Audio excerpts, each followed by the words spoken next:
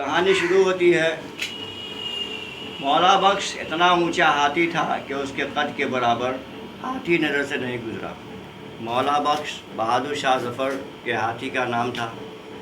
اس کا قد بہت اونچا تھا، اتنا اونچا تھا کہ اس کے برابر کا کوئی ہاتھی اس زمانے میں نہیں تھا۔ جب اس پر اماڑی کسی جاتی تھی تو وہ دہلی کے کسی دروازے سے نکل نہیں سکتا تھا۔ دہلی میں بہت سارے دروازے بنے ہوئے تھے، ابھی بھی ہیں کچھ دروازے، تو یہ اتنا اونچا ہاتھی تھا کہ دہلی کے کسی دروازے سے یہ ہاتھی اماڑی کے ساتھ، اماڑی بیٹھنے، ہاتھی پر بیٹھنے والا، یہ اس پر سے گزر نہیں سکتا تھا۔ وہ چاروں گھٹنے ٹیک کر شہر سے باہر جاتا تھا، چاروں پاؤں کو نیچے زمین پر کر لیتا تھا، تب گیٹ سے نکلتا تھا اور اسی طرح اندر داخل ہوتا تھا۔ آخر بادشاہ نے لاہوری دروازے کو توڑوا کر مولا بخش ہی کے واسطے اتنا اونچا کروا دیا کہ وہ مہا اماڑی کے گزر جائے، یعنی اس پر بیٹھ کر، ہاتھی پر بیٹھ کر لاہوری دروازے کو بہادر شاہ نے توڑوا کر نئے سرے سے اونچا کروایا تاکہ بادشاہ اس پر، ہاتھی پر بیٹھ کر آسانی سے گزر جائے۔ اکبر شاہ ثانی کے زمانے میں ایک سوداگر مولا بخش ہاتھی کو لایا تھا۔ اس کے فیلبان بخارا کے ایک سید تھے۔ بخارا، سمرقند بخارا روس میں ہے، تاشقند، سمرقند، بخارا، بخارا کے سید مشہور ہیں۔ تو اس کے فیلبان کو ایک سید، بخارا کے ایک سید تھے، کیونکہ کسی اور شخص کا بادشاہ کی طرف پیٹ کرنا بے ادبی تھی، بہادر شاہ نے فیلبان کو مہابت خان کا خطاب دیا اور جاگیر بخشی۔ آداب شاہی کے خلاف تھا، یا آداب کے خلاف تھا۔ سید یعنی سادات خاندان کے سامنے کوئی پیٹ کر کے نہیں جا سکتا تھا، اس لیے اس کے فیلبان جو ہوتے تھے وہ سید ہی ہوا کرتے تھے، تب بے ادبی کا احتمال نہیں رہتا۔ یہ دوسرے لوگ اگر سید صاحب کی طرف یا بادشاہ کی طرف پیٹ کر کے جاتے تھے تو یہ بے ادبی سمجھی جاتی تھی۔ بہادر شاہ نے فیلبان کو مہابت خان کا خطاب دیا اور بہت سی جاگیریں بخشی، انعام و اکرام سے نوازا۔ ایک روز مولا بخش مستی میں آ کر بے قابو ہو گیا۔ سید صاحب کو غافل پا کر اس نے اپنی سونڈ میں لپیٹ لیا اور اس کی ایک ٹانگ اپنے پاؤں کے نیچے داب کر اور ایک سونڈ میں پکڑ کر انہیں زندہ چیر ڈالا۔ سید صاحب کی بیوہ کا ننھا سا بچہ 2.5 برس کا اس کی گود میں تھا۔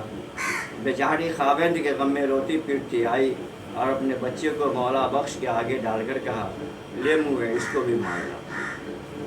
ایک دن ہاتھی پر جنون سوار ہو گیا۔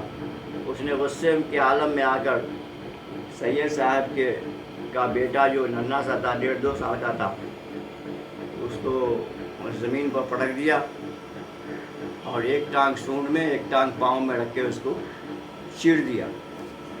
سید صاحب کی بیوی نے اس ننھے سے بچے کو لے جا کر اس کے سامنے، سید صاحب کو چیر ڈالا تھا، تو اس کی بیوی نے اپنے 1.5 سال کے بچے کو بھی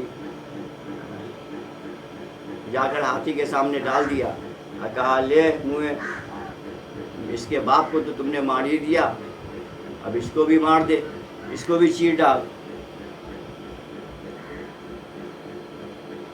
اس وقت تک مولا بخش کی مستی اتر چکی تھی۔ اس نے بچے کو سونڈ سے پکڑ کر اپنی گردن پر بیٹھا لیا۔ اس وقت تک مولا بخش کی مستی اتر چکی تھی۔ اس نے بچے کو اپنی سونڈ سے پکڑ کر اپنی گردن پر بیٹھا لیا۔ اس روز سے یہ بچہ مولا بخش کے ساتھ رہتا۔ بچے کے سامنے مولا بخش سے جو کہو وہ فوراً کرتا، اور جہاں یہ بچہ مولا بخش کی آنکھ سے اوجھل ہوا، مولا بخش نے دنگا کرنا شروع کر دیا۔ اس بچے سے شاید ہاتھی کو احساس ہو گیا تھا کہ میں نے اس کے باپ کو مار ڈالا ہے، اب یہ بچہ بے سہارا ہو گیا تو بچے سے الفت ہو گئی. اب وہ بغیر بچے کے رہ ہی نہیں سکتا تھا. وہ بچے سے اسے اتنی الفت ہو گئی، آنکھ سے اوجھل نہیں ہونے دیتا تھا. جہاں وہ بچہ اس کی آنکھ سے اوجھل ہوتا کہ وہ دنگا مچانا شروع کر دیتا تھا. اس بچے کا نام رحمت علی تھا. جب رحمت علی بڑا ہوا تو اس کے ہم عمر بچے اس کے ساتھ کھیلنے کو آتے. اگر کسی بچے نے سید صاحب سے کہا یار گنا نہیں کھلواتے تو سید صاحب مولا بخش سے کہتے مولا بخش ہمارے یار کو یاری دو. مولا بخش گنا چھیل کر اس بچے کو سید صاحب کہہ دیتے دے دیا کرتا تھا. تو رحمت علی جو اس بچے کا نام تھا اس کی بات بہت مانتا تھا وہ مولا بخش، اور اس کی کوئی بات کو وہ رد نہیں کرتا تھا، کاٹتا نہیں تھا. مولا بخش پر سواری کرنے اور گنے کے لالچ سے لڑکے تمام دن وہیں جمع رہتے. کوئی لڑکا کہتا مولا بخش یا چڈی دلواؤ تو یہ اپنی سونڈ سے یا پاؤں کو ٹیڑھا کر کے اس لڑکے کو اوپر چڑھا لیتا تھا. جب لڑکے زیادہ ہوتے اور ان میں سے کوئی کہتا مولا بخش یاڑی آوے تو مولا بخش گنا چھیل کر سونڈ میں لے لیتا اور تمام لڑکوں کی نظر بچا کر اس لڑکے پر گنا پھینک دیتا تھا. بچے بہت زیادہ ہوتے اگر اور کوئی کہتا کہ گنا کھلاؤ یاری دو تو مولا بخش کیا کرتا گنا چھیل کر سونڈ میں لے لیتا اور تمام لڑکوں کی نظر بچا کر اسی لڑکے کو دیتا تھا جس کو گنا کھانے کی خواہش ہوتی تھی.